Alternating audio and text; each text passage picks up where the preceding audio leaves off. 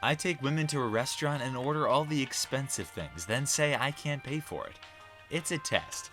They don't know that I own the place. This one grabbed my hand and ran out without paying. Keeper. Now, guys. I know that this belongs on the subreddit, but honestly, if it were 2009 and I had never heard, not even heard one other joke before, I'd think this was pretty funny too. What is up, my aesthetic boys? Ooh, my voice is feeling kind of low today. What is up, my aesthetic boys? It's Fresh, and we're back with another video. Oh god, that was weird. From r/ThatHappened. It's a great one. Let's get into it. Our 5-year-old son Jasper has been upset since Joe Rogan forced Neil Young off of Spotify, and this morning we found this on the door. Spotify is literally killing people. They must bring back Neil Young and make Joe Rogan apologize. Hashtag boycott Spotify, hashtag Neil Young, hashtag Joe Rogan. Oh, that's so sweet. They include a sign that the 5-year-old definitely 100% for sure wrote, I am not coming out until Joe Rogan apologizes to Neil Young. Boycott Spotify, because that's a 5-year-old's handwriting for sure. Now, this post has plenty of problems with it that we can all agree on, but what I'm most concerned about is the fact that their child is a ghost. Our teacher made us write poems in class today. She noticed that I wasn't writing anything down and asked why. I just smirked and told her she couldn't handle the dark poetry from my twisted mind. Needless to say, she left me alone after that. Now, I know this is a hot take, and I'm sure many people disagree with me, but I think this is satire. I know that's bold. I know that's a big claim. I think that this is intentionally a joke. And if it's not, and this popped up on my For You page, I'd just delete the app. Saw a female I haven't spoken to in ages today. Oh, female. Already off to a great start. She forced me to do something I regret doing now. Hey, Blue Redacted. Oh, hey, what's up? Oh, not much. Oh, you grew your hair out. Yup.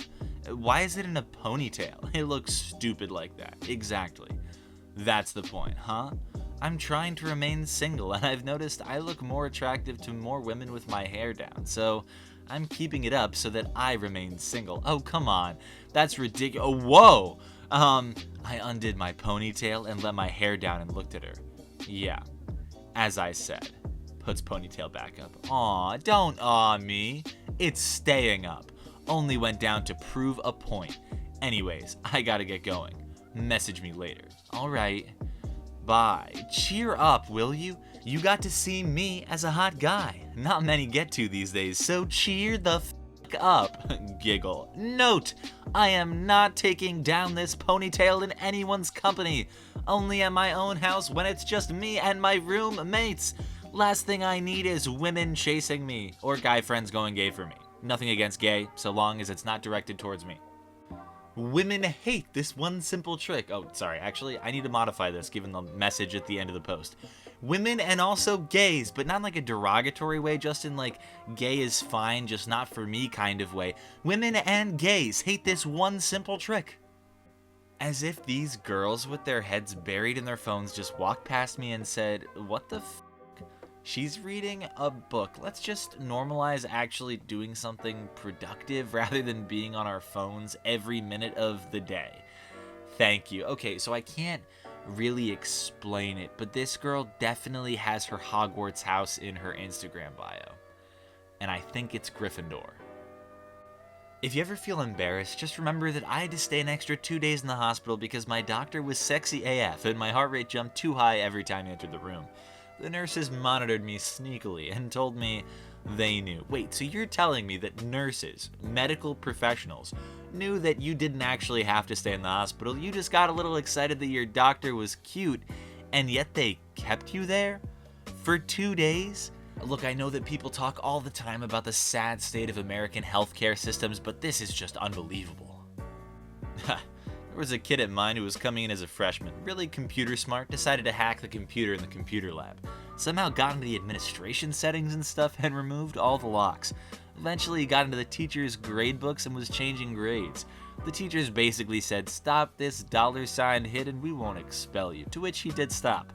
Until he somehow used his own computer to get into the superintendent's files and shit and changed all the teachers' wages to 0. The FBI had to step in and ditch all the computers and get us new ones. Pretty sure he was just trying to show off to the NSA or something.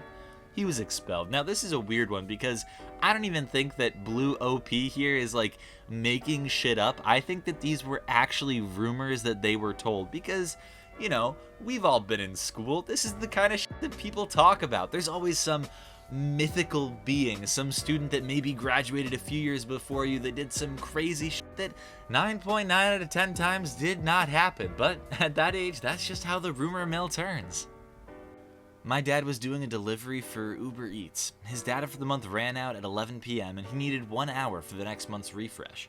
An extra 1 gigabyte of data is $20 in his phone plan. The delivery fee is worth, at best, $4.